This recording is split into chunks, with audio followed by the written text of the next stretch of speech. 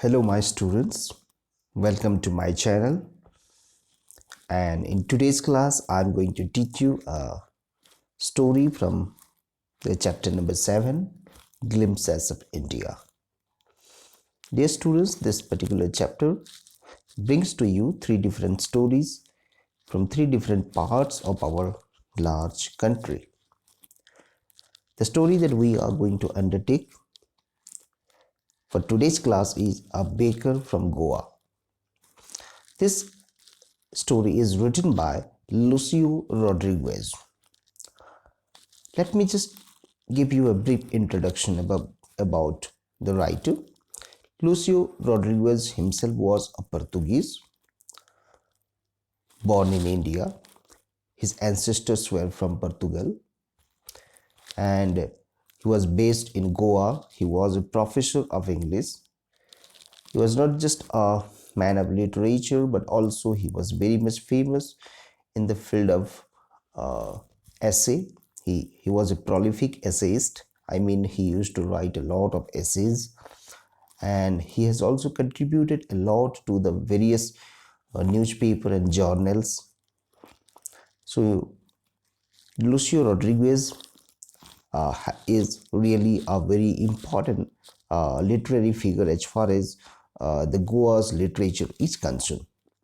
And in this particular story, he tries to brings to us about Goa and its past, the life of the Goan people, and how the tradition of bakery and the bread has been a very important part and parcel of the Goan life. Let us move into this particular story and try to understand this. When you read this, before you read sections, there you get to know a lot of things, my dear children. What images of people and places comes to your mind when you think of our country? So obviously, when we think of our country, it's a large and diversified nation uh, where in different parts of the country, different kinds of people live and who have their own culture and traditions. Similarly, question number 2 says, what parts of India have you lived or visited? Can you name some popular tourist destinations? As far as my experience is concerned, I would like to tell you that I have visited many places in India. Almost 7 or 8 states I have visited so far, and I have been to many destinations like Shillong, Cherrapunji, Mysore, okay, and Delhi and many other places, Kolkata, Victoria Memorial. Obviously, so many destinations, tourist destinations are there, and these all make India a proud nation. Number 3, it says, you may know, apart from the British, the Dutch and the French, the Portuguese have played a part in the history of our country. Can you say which parts of India show French and Portuguese influences? So this gives us a glimpse of our past also. Before independence, many colonizers had come to settle in India, especially for the business expansion. And in that lineup, we have studied about Britishers as colonizers, but the Britishers certainly were not the first to arrive in India. It were the Dutch. With the help of Columbus, the Dutch had arrived first, followed by the French, Portuguese, and finally the Britishers had come and invaded India. So in this way, there are some parts in India, like if you go to Pondicherry in south, okay, and Goa, these are the two places where you still find many of the people who had come from Portugal or France or Holland or Britain. They got settled in India. Even after independence, they did not return back to their country. Okay, so many are there. And recently, in the recent lineup, while I was going through the newspaper, even the line of some relatives of Joe Biden, distant relatives of Joe Biden, the newly elected president of US, okay, are living in Nagpur. There is a Biden family in Nagpur, and in Mumbai also they have some relatives, right? So in this way, there are many people who have come and settled over this country. Can you say which part of India grows tea and coffee? Obviously, when we talk about tea and coffee, I think three or four states that comes to our mind, or it strikes our mind. So far as tea is concerned, as I have already visited and stayed in the state of Assam, so that seems to me the largest producer of tea as far as the production and the large scale production of tea is concerned. And obviously West Bengal is also playing a crucial role. Sikkim also, there also we can find the tea plantations. Tea plantations can also be found in South India, in some parts of, in the southern parts of Tamil Nadu, and in some parts of Kerala. So coffee, of course, Kerala is known for coffee. No other states are as big producers of coffee as Kerala is. So that's a glimpse of different parts of our country. Now let us move to our video and try to understand what through this particular story the writer wants to tell us. A baker from Goa. A baker refers to a person who bakes or who makes cake, breads, and the different kinds of bakery materials. This is a pen portrait of traditional Goan village baker who still has an important place in his history, society. Pen portrait means, let me tell you, portrait refers to a picture, a painting, okay, that has been either drawn or has already or had been clicked by someone. Okay, but here we were going to see a portrait which has been drawn with the help of pen, means words. He is going to create a portrait of Goa and its people, okay, with the help of the words. So let us see, this pen portrait is going to be a beautiful journey for all of us. Now let's move into the text. Our elders are often heard reminiscing nostalgically about the good old Portuguese days, the Portuguese and their famous loaves of bread. Those eaters of loaves might have vanished, but the makers are still there. We still have amongst the mixers, the molders, and those who bake the loaves. Those age-old, time-tested furnaces still exist. The fire in the furnaces has not been extinguished. The thud and jingle of the traditional baker's bamboo heralding his arrival in the morning can still be heard in some places. Maybe father is not alive, but the son still carries on the family profession. These bakers are even today known as pedder in Goa. So here in this few paragraphs, in the first paragraph of this chapter, here we get to know that means there are many people in Goa who are nostalgic about their old Portuguese days. Portuguese days refers to the time when the Portuguese ruled Goa, or the Portuguese colonizers were there. And the Portuguese were the great lovers of bread, and they were the people who had brought the bread culture to Goa. It was not Indian. The Indians were supposed to eat wheat and barley and roti, sabji, dal, chawal. These were the primary foods for the Indian. With the arrival of the Portuguese colonizers, the love for bread increased in Goa especially. The people in that surrounding also started consuming bread and the various kinds of materials that are being produced in a bakery. Those eaters of loaves might have vanished. Here, vanish refers to have left. Those eaters means Portuguese people. They are the great lovers of the bread, and they have left our country because the English people, they came and replaced them. They had a fight, they had a battle with the English, and the English came superior, and they finally, after losing the battle, they had to surrender their colony to the Britishers and finally left the country. So that's why is written that they have left our country. The Portuguese are no more in the country, but the makers are still there. I mean, the people who practiced making the bakery, the people who practiced making a breads, they are still there. And if you visit Goan village nowadays, even you can still find the mixers are there, the molders are there, and the place, the furnaces are still there. And one thing he tells us very beautifully, that those age old time tested furnaces still exist. Furnace refers to a chulha.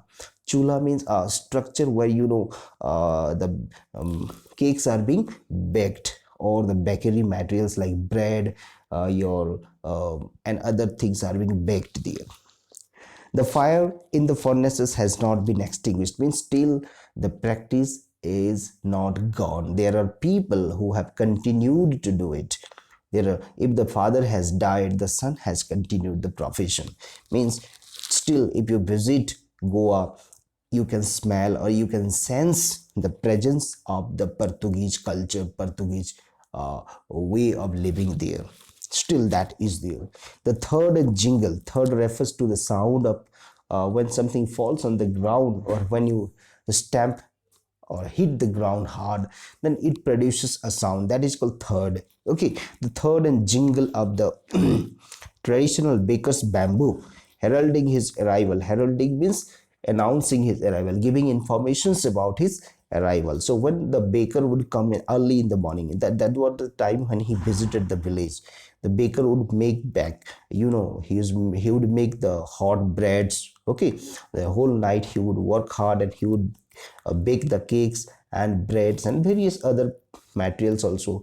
And early in the morning, before the people wake up, before the people wake up, he would come with his that bamboo stick, and he would make a jingle sound.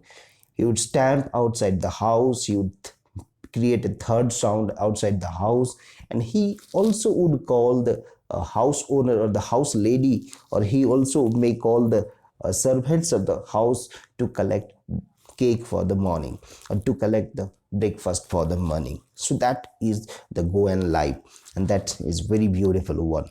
And our writer here says that if you visit the Goan village, still you can sense that one. Okay, when the morning arrives, there are some bakers who visit the village. Okay, although the time has changed, there is a different way of the marketing.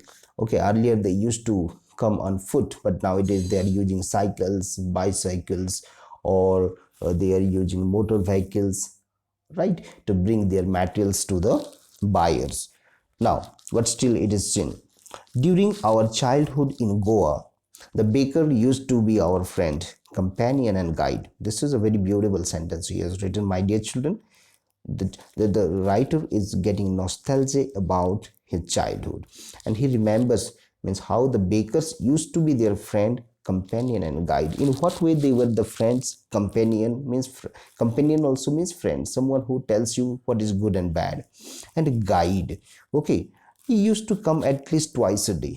Here he tells us, that is what I just told you, that the baker comes twice a day. Once when he set out in the morning on his selling ground, and then again when he returned after emptying his huge baskets. The jingling third of his bamboo woke us up from sleep, and when we ran to meet and greet him, why was it so? Was it for the love of loaf? Not at all. The loaves were the loaves were bought by some Paskin or Bastrin, the maid servant of the house. What we longed for were those bread bangles, which we chose carefully. Sometimes it was sweet bread of special make.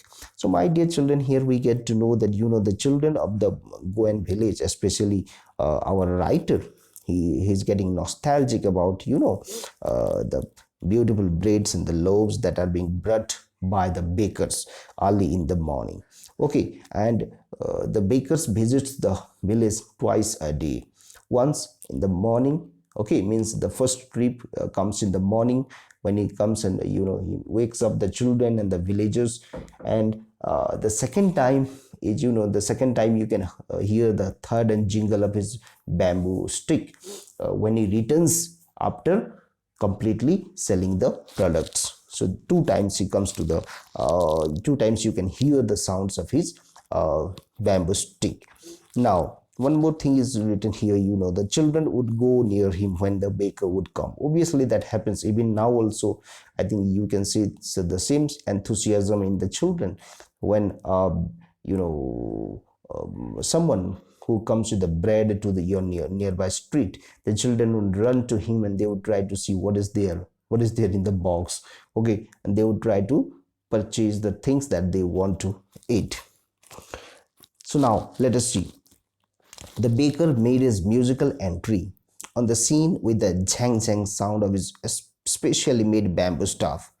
The one hand supported the basket on his head and other banged the bamboo on the ground. He would greet the lady of the house good morning and then place his basket on the vertical bamboo. We kids would be pushed aside with a mild rebuke and the loaves would be delivered to the servant. But we would not give up. We would climb a bench or a parapet and peep into the basket. Somehow I can still recall the typical fragrance of those loaves for the elders and the bangles for the children. That we didn't even care to brush our teeth or wash our mouths properly. And why should we? Who would take the trouble of plucking the mango leaf for the toothbrush, and why was it necessary at all? The tiger never brushed his teeth. Hot tea could wash and clean up everything so nicely after all. So, my dear children, here beautiful things are written. Okay, what happens, when the bakers come to the village or when the bakers comes to the street, usually the lady would, go and try to purchase either. If it is a small family, the lady house owner lady would go and purchase it, and if it's a rich family, aristocrat family, they must be having the servants to go and do the job. But whether that's a rich family or poor family, that doesn't matter. In each and every family, the children will rush to the baker and they would try to see what is there in his basket. They would try to peep into that. But the baker is a smart fellow and he doesn't want the children to come and peep into it very closely. So he gives a mild rebuke. Mild rebuke means he scolds them, not so hardly, means he gives a good guidance to them that please do not come near me, it is not good, that's a bad manner, something. By saying something like that, he tries to keep the children away from him. But the children are smarter than the baker. What they do, they would try to climb on a bench, or they would try to climb on a higher place, and they would try to slowly peep into the basket what is there. Actually, the children loved to eat the bangles. Bangles means Konkan shaped. A Bengal shaped special bread has been made. Okay, and nowadays also that's donut or something like that we call it. Okay, but Bengal shaped donut we can see, right? And the children love that one. Okay, and that's the favorite of the children, and the mothers would buy that particular one, that creamy one, that beautiful Bengal shaped bread for the children, and the loaves for the elder people of the family. And the children can't wait it when the mom would be buying all these things. When the mom would buy these things for their children, the children would be eagerly waiting to devour it. They would be eagerly waiting to go and consume it without brushing their teeth. And they give a very proper justification here. Okay, here our writer himself as a child also is giving a justification. He says that what is the necessity of brushing our teeth every day? Look at the tigers. He doesn't brush every day, but still his teeth are very clean. Okay, his teeth are very very clean. And what's the need of all these things? Okay, who will take pain to go and climb up a mango tree, and he would break a tender branch, remove the mango leaves, then he would make a toothbrush, and then he will again clean the face or clean the mouth. So they can't wait, they're very much impatient. Okay, that's why he gives a beautiful justification that hot tea could wash and clean up everything so nicely. If you go and take a cup of hot tea in the house, then I think that would clean everything, and we don't have to really brush our teeth. So it's a beautiful justification given by the writer here. Now let us see how this is related to the culture of these people here. Now, is it related? Does it play a big role in their culture also? Let us see. Marriage gifts are meaningless without the sweet bread known as bol. Okay, this is a beautiful one. Do remember the name also. Okay, in marriages especially, people gift a special bread called bol. Just as a bride, just as a party or a feast loses its charm without bread. Not enough can be said to show how important a baker can be for a village. The lady of the house must prepare sandwiches on the occasion of her daughter's engagement. You see another one, sandwich means this is on the day of the engagement of their daughters. The lady must prepare sandwich for the people and the guests. Okay, cakes and bolinas are must for Christmas, and when it is the time of Christmas, the festive season arrives. At that particular time, bowl and sandwiches do not are not being prepared. Rather, there are two more items that are being prepared, that is cakes and bolinas. Okay, so in this way, for various occasions, for various time, they have various materials, various bakery items to prepare. Okay, thus the presence of baker's furnace in the village is absolutely essential. So here comes the importance, here comes the importance and the significance of the baker in a village. If a baker would not be there in your village, then you will have to arrange a lot many things in your house. You will have to create a furnace, you have to build a furnace, you have to prepare sandwich.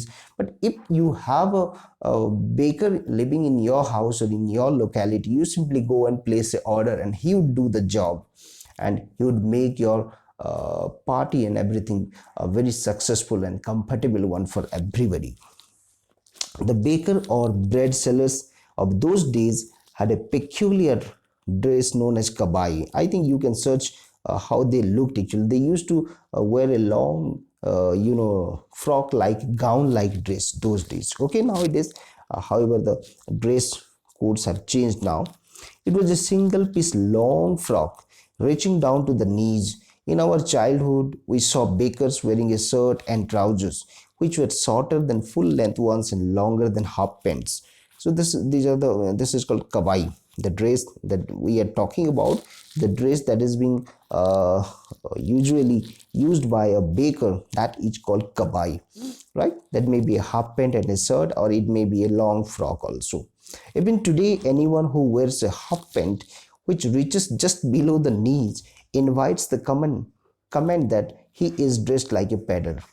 And what is pedder? Pedder refers to the baker. The bakers or the bread sellers are called pedder in Goa. Okay, that's a Portuguese term. Clear? So even today also, if someone is found with wearing a two-third, what do we say, three-fourth or two-third of pants, something which goes down the knee, okay, reaches down the knee, such pants or such people are called pedder. They are called pedder.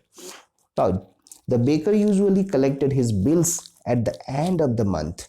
Okay, so this is the beautiful thing. It means they do not collect money every day. They don't sell the bread and they take the payment on the same day.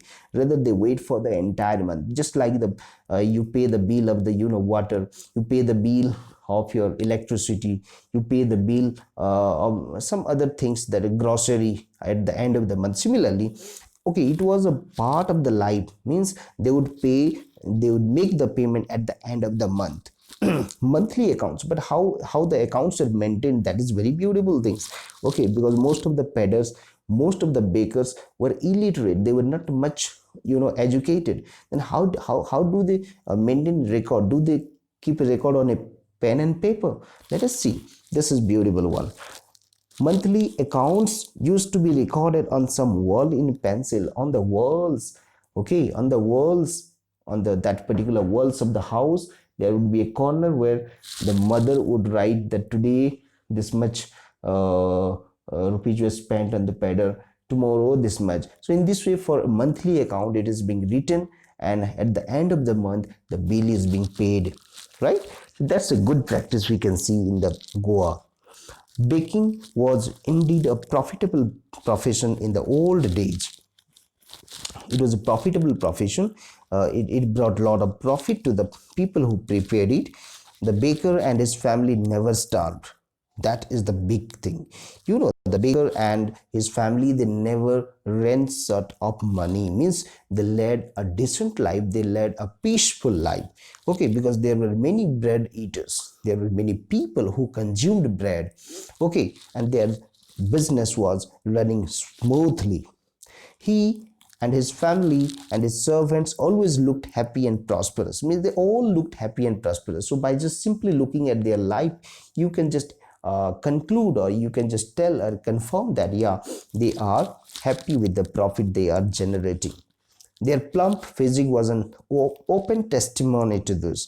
One more thing that gives you open testimony means confirming something before public. That is called testimony. Okay, right. So their plump physique means their fat body, means they look gol matul. In Hindi we call gol matul. No, they look beautiful. Plump physique means fat physique. Okay, they look pleasantly fat. Okay, that shows that they are not hungry. That shows that they are earning quite good amount of money, and they are eating healthy foods also, and are leading a decent life. Even today, any person with a jackfruit like physical appearance is easily compared to a baker. Okay, so this is what our writer says, that even today, if someone is found with a jackfruit like structure of physique, okay, if someone is having a big stomach, if someone is having a fat belly, okay, then he or she is compared to a baker or a peddler. So my dear children, with this we have come to the end of this particular chapter. But now I would like to just simply discuss few of the questions with you, so that it helps you while attempting the question answers. Oral comprehension check. Match the following. What is a must? First, a marriage gifts. Marriage gifts, sweet bread called bowl. Okay, this is marriage gifts. For a party or a feast, sweet sandwich. Okay, if there would be a party, then definitely there will be sandwiches. For a daughter's engagement, that would be okay. For the daughter's engagement, I think it is bowl. Okay, and for marriage gifts, it is bread. For marriage gift, it is bread. Okay, for as marriage gifts, bread can be given. For daughter's engagement, we have to prepare, daughter's engagement sandwiches. It is sandwiches. Okay, for party we can have bread. Marriage gifts we can have sweet bread called bowl, and for Christmas we can have cakes and bolinas. Right, I hope it is clear. What did the baker wear in the Portuguese days when the author was young? In the Portuguese days, the bakers wore actually a long frock, a gown like cloth. But when the author became a young boy, he saw that the bakers used to come to the village with a shirt and a the trouser which reached down the knees. Okay, a half pant, slightly bigger than the half pant. Right, who invites the comment? He is dressed like a peddler.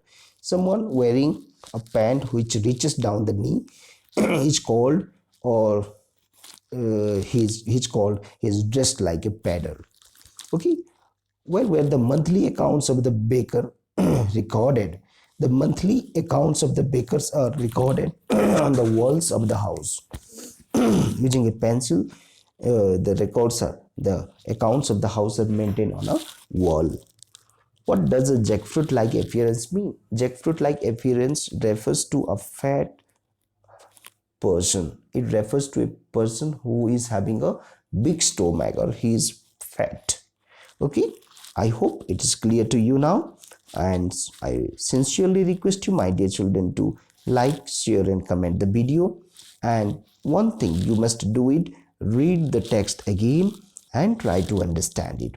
Okay, so with this, I hope the story is clear to you now. Please try to attempt the questions and read the text again and again for better and deeper understanding. Thank you and have a good day.